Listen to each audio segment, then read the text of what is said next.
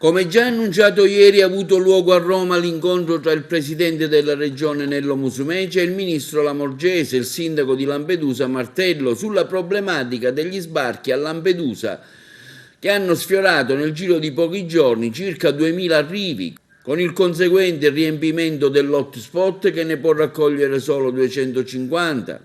Le cattive condizioni del mare che non permettevano alle navi di attraccare per l'accoglimento dei migranti. Per fortuna tra ieri e oggi la situazione sta tornando alla normalità e quando arrivati nell'isola stanno per essere destinati ai luoghi di accoglienza sia in Sicilia che in altre regioni italiane.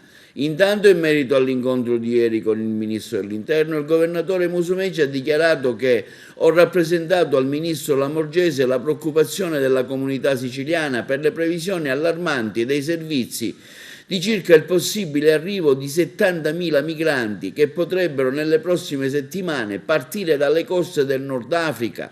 Carne umana nelle mani di spregiudicati delinquenti. Di fronte a questa triste realtà sono due le prospettive, afferma Musumeci, che si aprono. Primo, avremo tanti altri morti innocenti nel Mediterraneo nelle prossime settimane.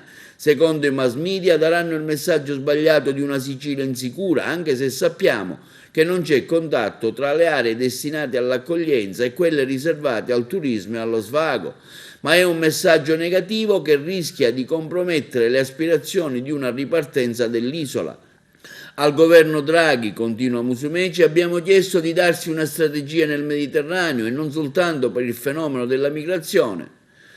Continua Musumeci, abbiamo anche avanzato la richiesta che il 25 maggio, durante il Consiglio europeo, il Premier riesca finalmente a battere i pugni sul tavolo e spiegare all'Europa che questo dramma umanitario non può essere lasciato soltanto all'Italia, anzi alla Sicilia e alle sue terre frontaliere, cioè Lampedusa e le altre coste della Sicilia orientale.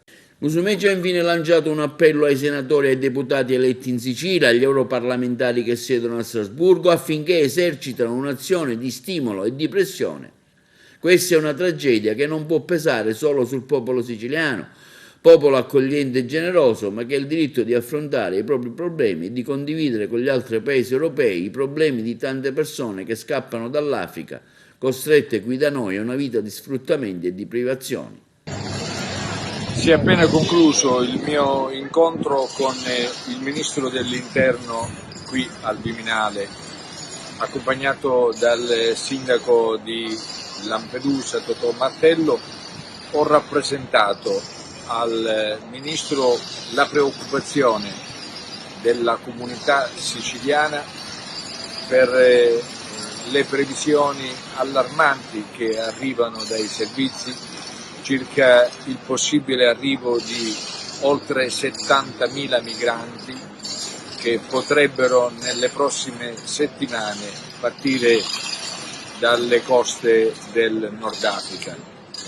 Carne umana nelle mani di spregiudicati delinquenti.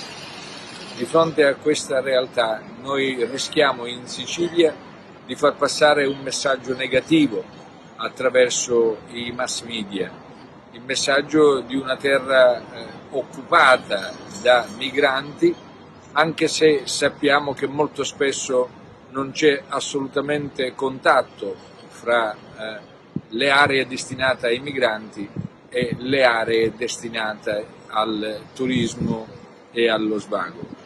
Ma è un messaggio negativo che deve essere neutralizzato. Al governo Draghi abbiamo chiesto di darsi una strategia nel Mediterraneo e non soltanto per il fenomeno della migrazione.